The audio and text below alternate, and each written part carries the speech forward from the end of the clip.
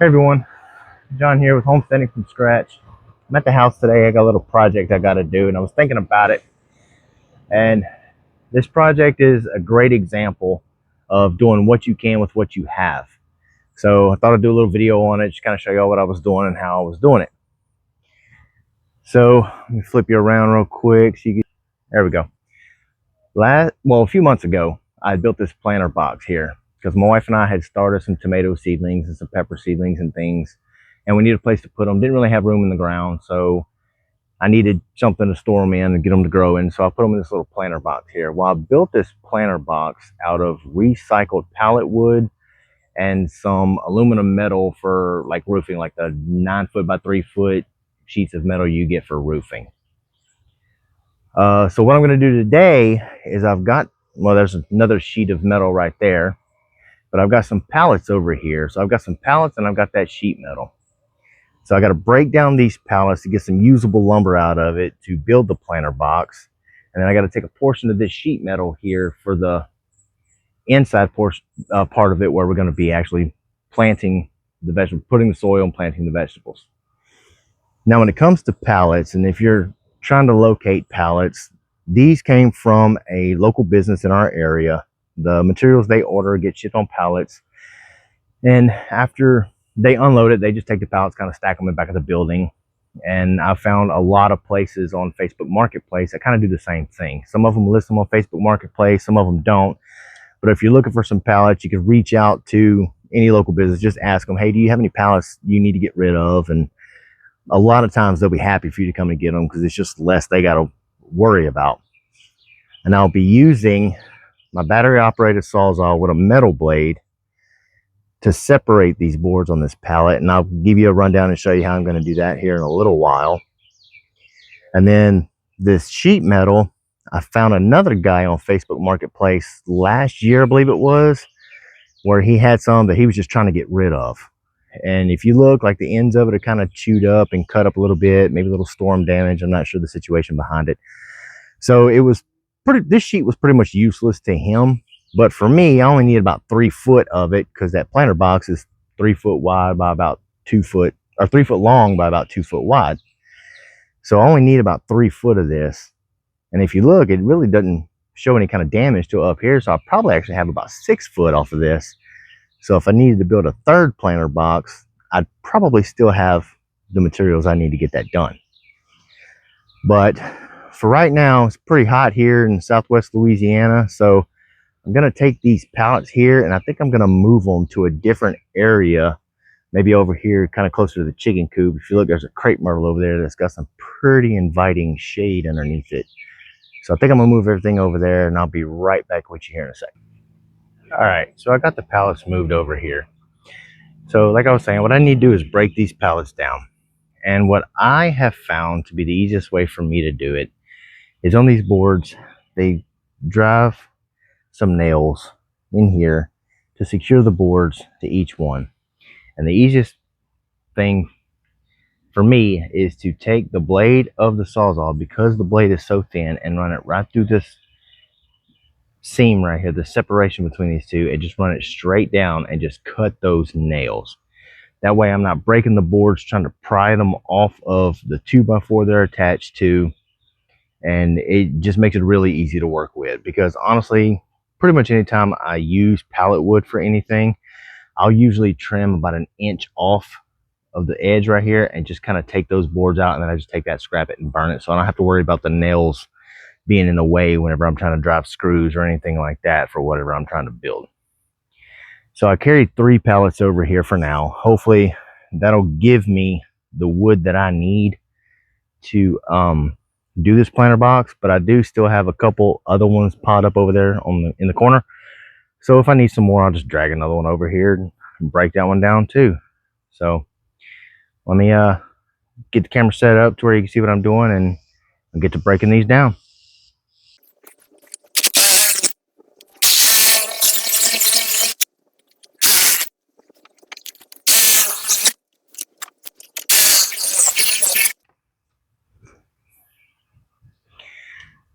One board down, just like that. And now we'll keep going.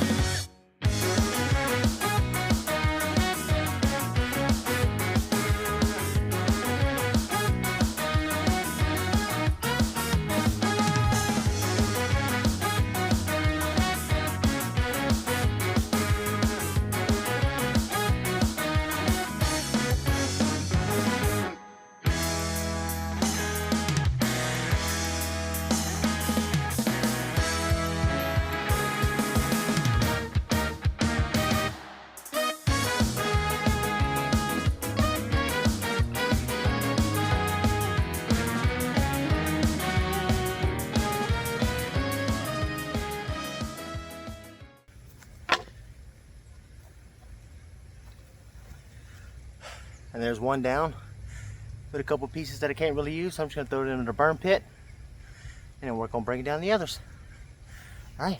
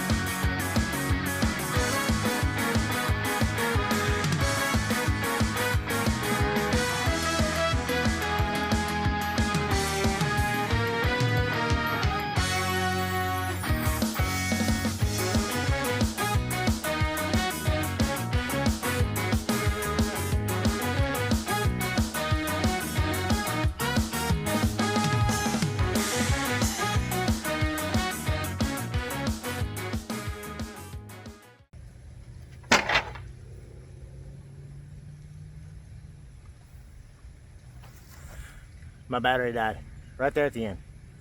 I'll be right back. Don't go nowhere. All right, fresh battery. Let's go.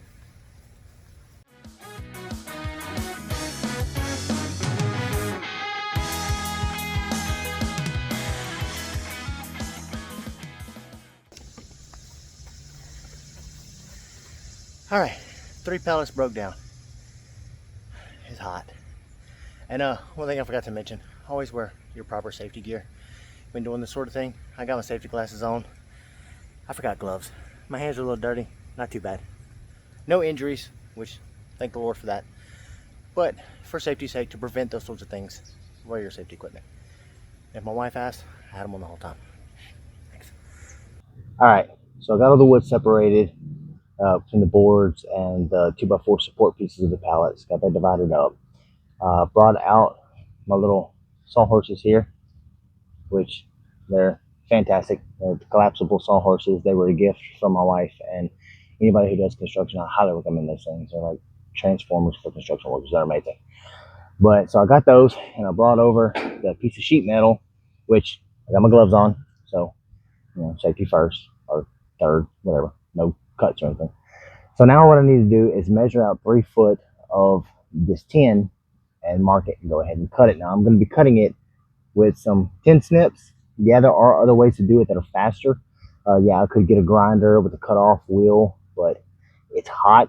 I don't feel like putting on jeans and long sleeve shirt to protect myself from the little pieces of metal shards that'll be flying out whenever I'm doing that. And being I'm only making 1 cut, I'm just going to go ahead and use the tin snips and get that taken care of. So that's what we're doing next.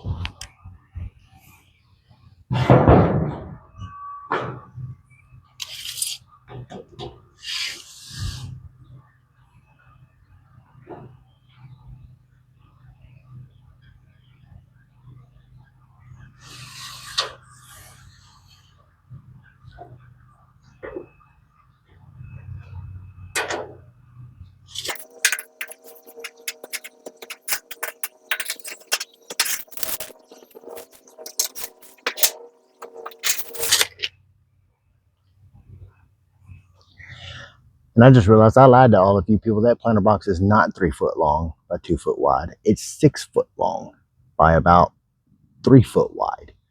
So I was way off. I just realized that whenever I was measuring out for this one. So yeah, 6 foot by 3 foot, not 3 foot by 2 foot. Yeah.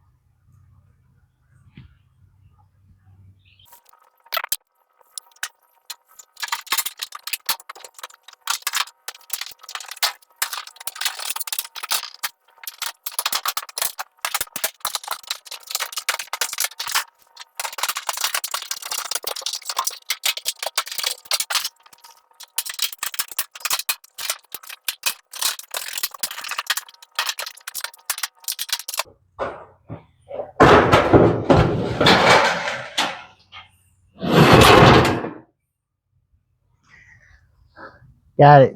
Oh, that last little bit is always the hardest to cut, but it's cut.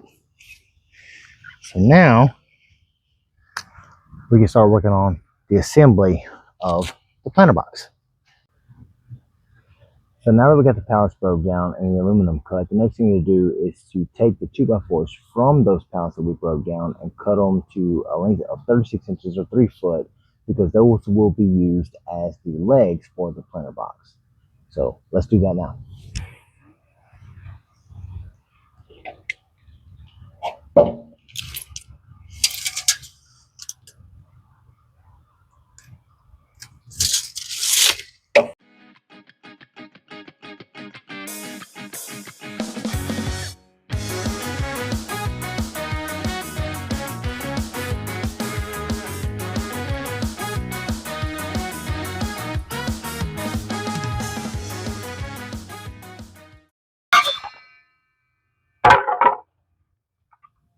All right, cut's done.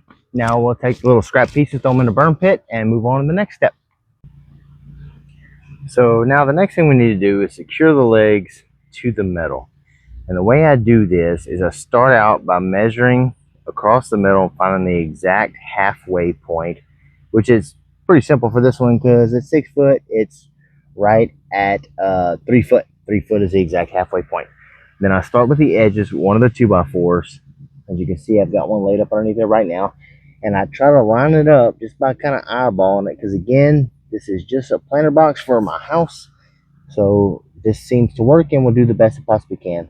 And I line it up by the edges right here, the lower edges here. And then I'm going to drive a screw in the top end right here where this 2x4 is. And then I'm going to do it the same thing on the other end. And then I'm going to do one in the middle. And then once I get those in the middle, then I'm going to do the same thing on the other side. And then once I get those done and all 6 of them are screwed to the metal, what I can do is kind of take the planter box and fold the legs out, which will give it the U-bend of the metal, and then we can determine the depth that we need and how wide the legs need to be from each other. So we'll start by screwing the legs in, and we'll go from there. I'll show you that here in a minute.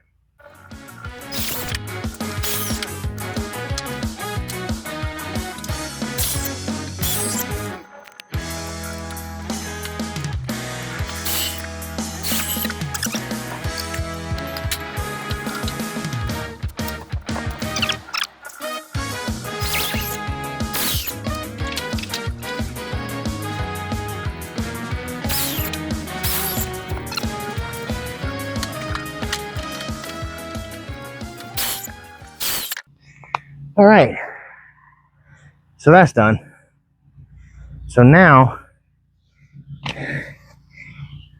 just from the last one I did, I know that this is going to be a pain in the butt to get to actually stand up on its own, but you should be able to get an idea of how it's going to look once we put the boards on the sides to actually secure it in place.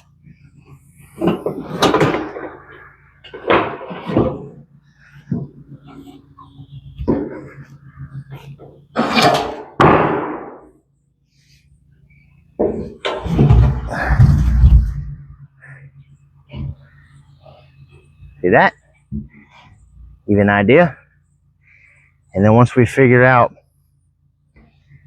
how far we want to measure from the edge of this to the edge of this to cut our other boards that we salvaged from the pallets to screw onto here to secure these legs, it will determine how shallow or how deep our planter portion actually is. So what I'm going to do now, being I've kind of already went through this, I'm going to go measure the boards on the planter box that I built previously, see what the lengths are on those, and then I'm just going to cut the other boards to match that so it comes out to the same size. So I'm going to do that real quick.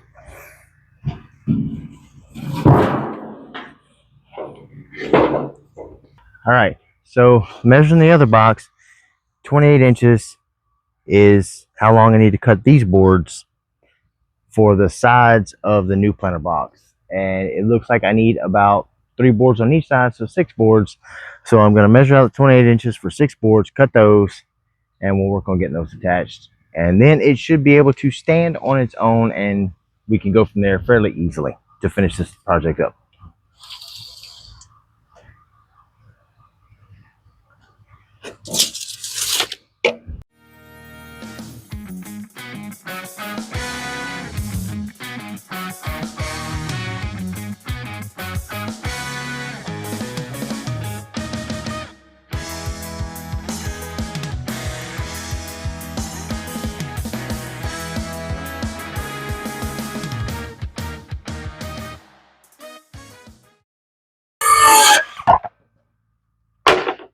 All right, got those cut.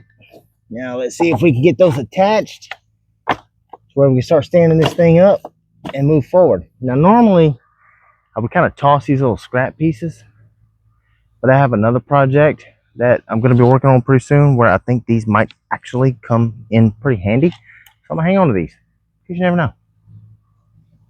All right, so now what I'm going to do is take one of these boards that I just cut, and I'm going to line it up with the corners on just this one side right here and go ahead and screw it in place. I'm not saying this is the best way to do it. This is just the way I'm going to do it because this is what I did last time and it worked. So we're going to try it again. See how it goes again.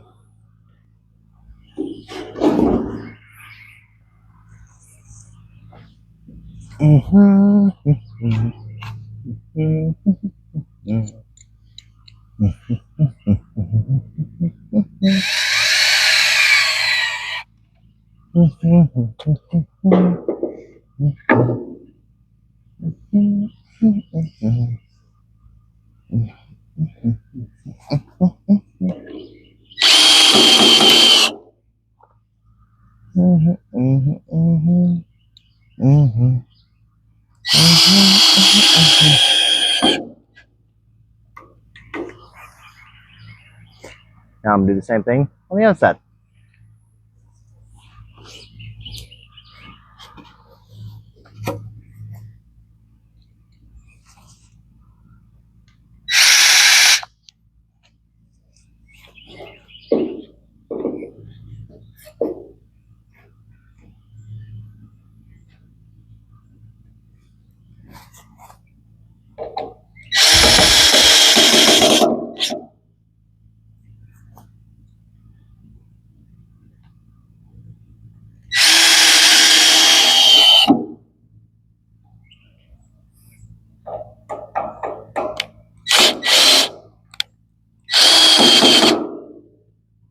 All right.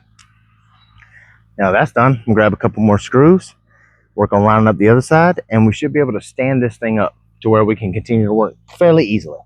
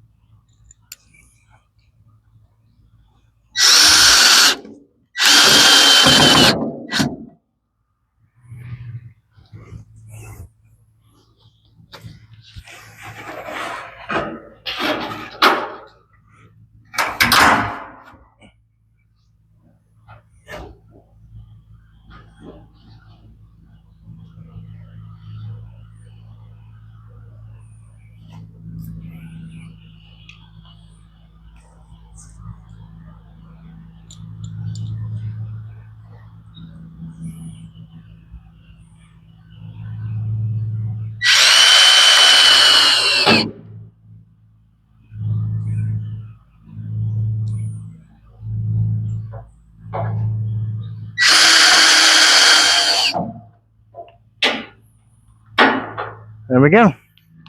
Now we are freestanding and we can move forward. Continue with the progress. And the truth of the matter is, some of these things you try to do when you're alone are not easy to do by yourself. So you got to make do the best you can.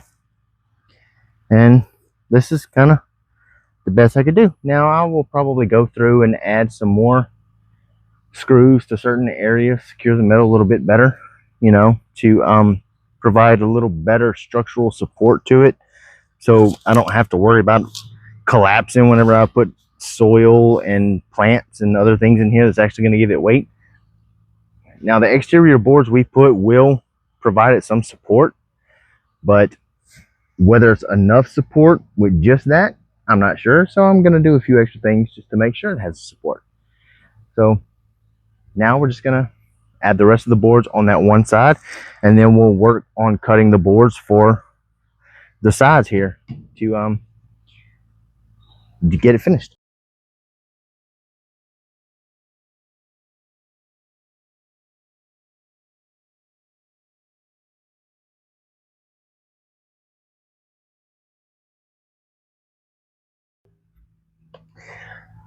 All right, so that side's done. Now we just got to do the other side.